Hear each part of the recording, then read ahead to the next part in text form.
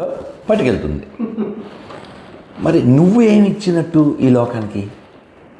నువ్వు వెళ్ళిపోయాక కూడా నీ గురించి మాట్లాడితే నువ్వు బతుకున్నట్టు. నువ్వు వెళ్ళిపోయాక నీ గురించి మాట్లాడేలాంటి పనులు నువ్వు ఉన్నప్పుడు చేయాలి. నీ లోపల సోల్ కదులుతున్నప్పుడు చేయాలి. అబ్బా ఏముందిరా అని ఒక బిల్డింగ్ని చూసి ఎవరైనా ఒక టెంపుల్ని చూసి అన్నారనుకోండి, మనకు ఇన్స్పిరేషన్ కలిగింది అనుకోండి, ఆ కట్టించిన వాడు అక్కడ లేకపోయినా ఆ పుణ్యం అతనికి వెళ్తుందిగా.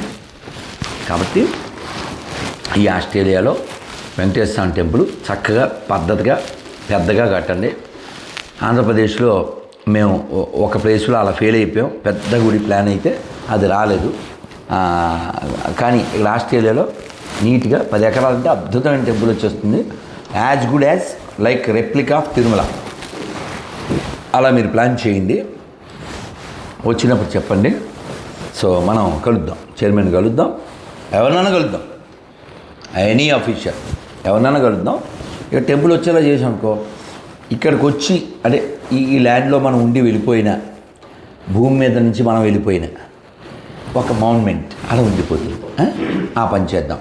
నేను అందుకే నేనేం చెప్పానంటే, ఏడుకొండలవాడ వెంకటరమణ గోవిందా, ఆస్ట్రేలియా వాస గోవిందా, మెల్బోర్న్ వాస గోవిందా.